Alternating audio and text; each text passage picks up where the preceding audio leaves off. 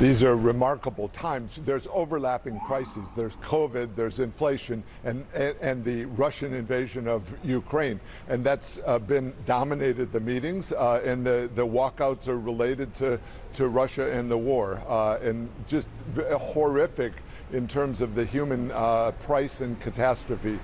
And then it expands to developing countries in general. So it makes a very difficult set of meetings, I think useful timing. What can come out of it? I mean, at the end of the yes, you can agree sort of bilaterally and multilaterally within certain groups for further assistance, but a general agreement is impossible.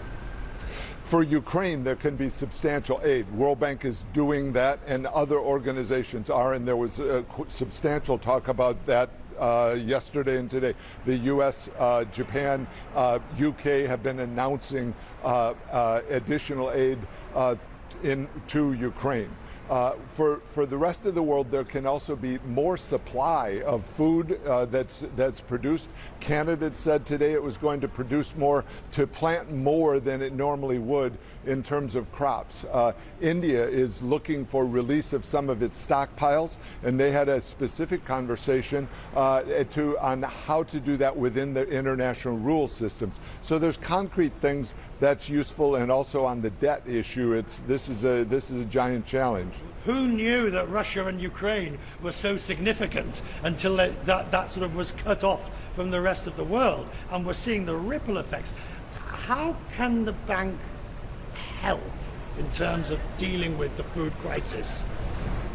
The bank can help countries that are short of food with some emergency aid program. So that's one concept. We can also help through analysis of pointing out to the world that it's a fertilizer problem, it's a food insecurity problem, and we've been doing that for some years, that the countries need to have more of their production available locally, also have simply more allocated to agriculture. That's been a trend that the world needs to pursue. And our programs can help specifically with fertilizer, with seeds, with the crop cycle, and urging countries to be prepared for next year. That's key, because if Ukraine doesn't get its crop in now, it won't have a crop this year, which could sell later and into next year. That's true, but what I've heard is that they are planting now, which is an optimistic sign. They're ready to get back to making agricultural products, and there's been rains in Ukraine that we hope that hurts Russia's attack, but it helps farmers. It makes the ground more fertile.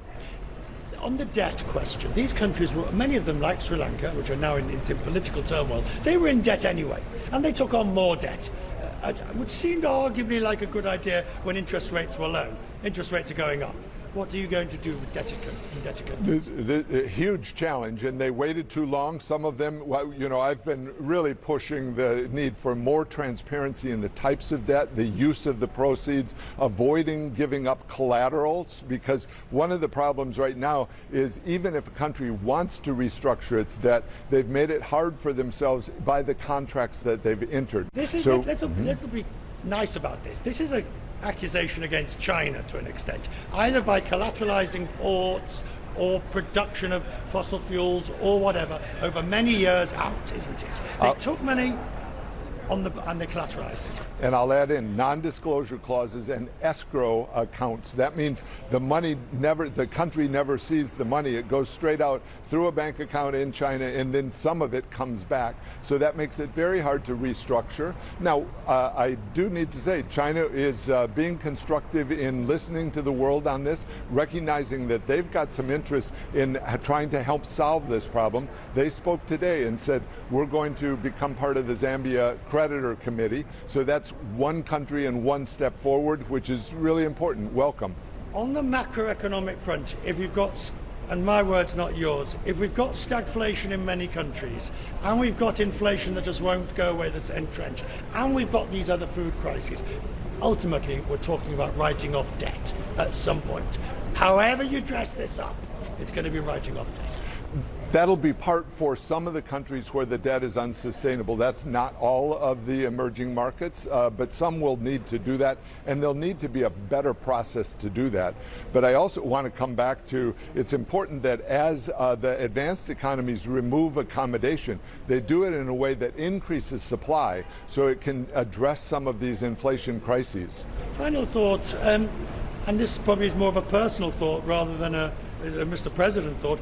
Do you think Europe should sanction and embargo Russian oil and gas, and do so now? That's a tough question for me. That's a political question. They have to decide that.